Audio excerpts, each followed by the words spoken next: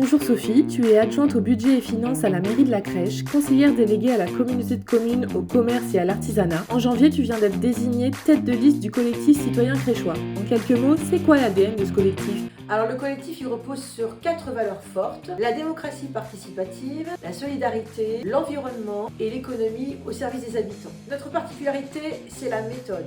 On commence toujours par le programme. Ensuite, on parle de liste et de tête de liste. De septembre à décembre, on a organisé 6 ateliers citoyens durant lesquels les participants ont écrit collectivement le programme. Et ensuite, tu as été désignée tête de liste par un vote sans candidat ? Oui, c'est ça. Chaque membre du collectif pouvait voter et pouvait être désigné. C'est en accord avec nos valeurs, le programme avant tout. J'ai été désignée pour coordonner le collectif, mettre en œuvre le programme et partir à la rencontre des Créchoises et Créchois. Et tu as fait l'unanimité. Où en est la constitution de la liste aujourd'hui ? Nous sommes suffisamment nombreux pour constituer une liste, mais nous laissons la porte ouverte jusqu'à mi-février pour faciliter l'intégration de nouvelles personnes. La première valeur du collectif, c'est la démocratie participative. Concrètement, ça donne quoi ? Par exemple, sur les aménagements de sécurité routière, les riverains sont impliqués. Dans un premier temps, il y a une remontée des problèmes. Dans un deuxième temps, il y a un bureau d'études qui met en place une phase test. Et dans un troisième temps, on a une réunion publique qui permet aux habitants de pouvoir dire ce qui va et ce qui ne va pas. Et as-tu des exemples concrets ? Oui, par exemple sur la route de Mougon. Après la phase test du sens unique, les habitants l'ont rejeté. Donc on va revenir à la phase initiale du double sens avec les aménagements qui ont été testés. Sur Miséré, les habitants ont demandé des changements au niveau des aménagements. Ils ont été retenus, ils ont fait changer des cases de stationnement et aussi ils ont déplacé les arrêts de bus. Ces deux exemples montrent qu'effectivement l'implication des habitants fait changer les projets. Un autre exemple, c'est le cimetière naturel avec une belle économie budgétaire.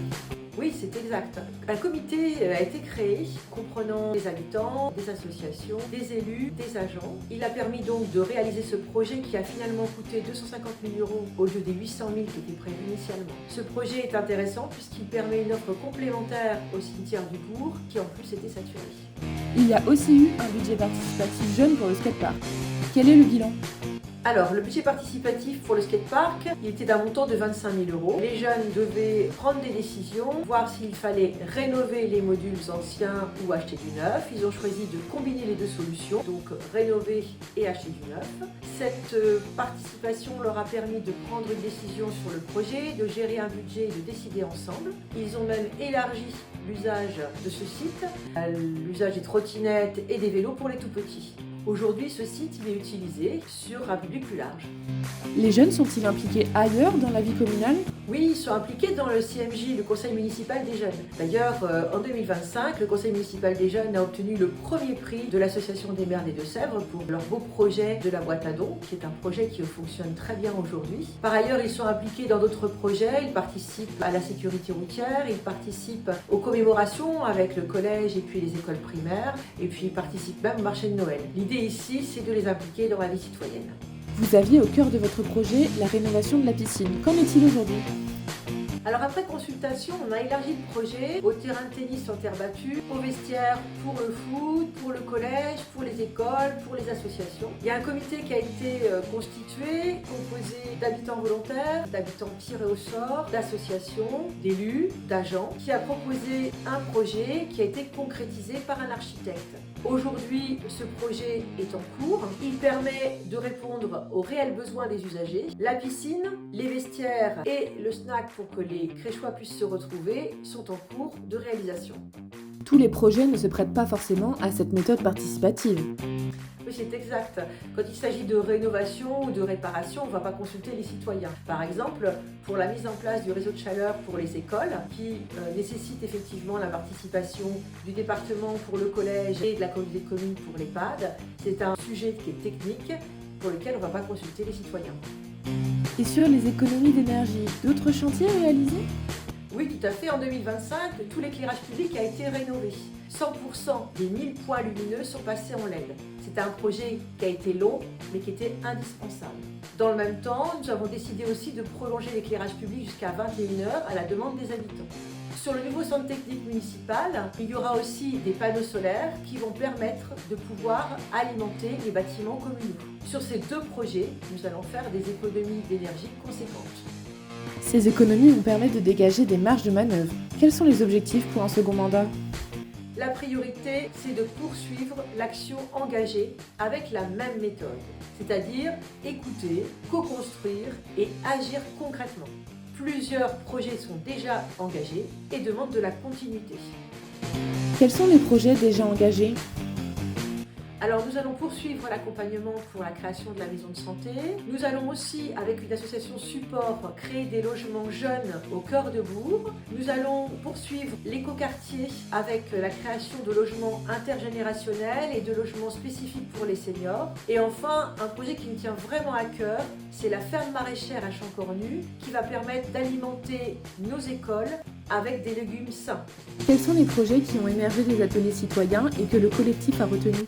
Alors nous envisageons avec la participation citoyenne de faire des Halles un véritable cœur de ville, avec un bar-restaurant permanent, des activités associatives, des activités culturelles. Nous envisageons aussi de rénover les bâtiments associatifs. Et enfin, nous voulons poursuivre le développement des commerces en centre-bourg. Et qu'est-il prévu pour les familles et les enfants ? Alors, nous voulons bien accueillir nos enfants sur les 4 écoles, notamment avec une alimentation saine et locale grâce à la ferme maraîchère de Champ-Cornu. Nous voulons poursuivre la végétalisation et l'équipement des cours et nous voulons développer l'apprentissage hors les murs, notamment l'apprentissage du vélo, de la natation et les sorties scolaires. Les déplacements font aussi partie des attentes fortes et de vos priorités. Oui, circuler en toute sécurité sur la commune, que ce soit à pied, à vélo ou en voiture, est une priorité. C'est pour ça qu'on va continuer à développer les voies mixtes, piétons, vélos, sur l'ensemble de la commune, afin de permettre aux habitants des villages d'accéder aux services du bourg. Les voiries sont le principal poste de défense de la commune. Comment faites-vous pour sélectionner les voiries à restaurer ?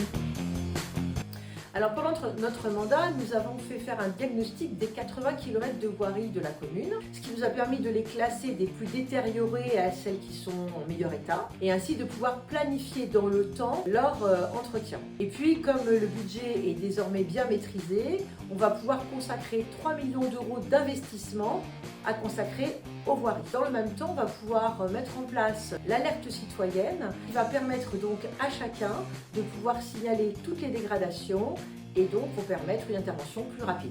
Où en sont aujourd'hui les finances de la commune ? En 2019, le budget de fonctionnement était déficitaire de moins 50 000 euros. Aujourd'hui, il est excédentaire de plus de 800 000 euros. Le ratio de désendettement est passé de 13 à 5 années. Ces beaux résultats nous permettent de pouvoir emprunter aujourd'hui à des taux intéressants auprès de nos partenaires financiers et ils permettent aussi de financer des projets utiles pour la commune. Sur 2020-2026, la moitié des emprunts permettent d'obtenir des économies d'énergie. Et une dernière chose pour conclure ? Continuons ensemble la crèche en action.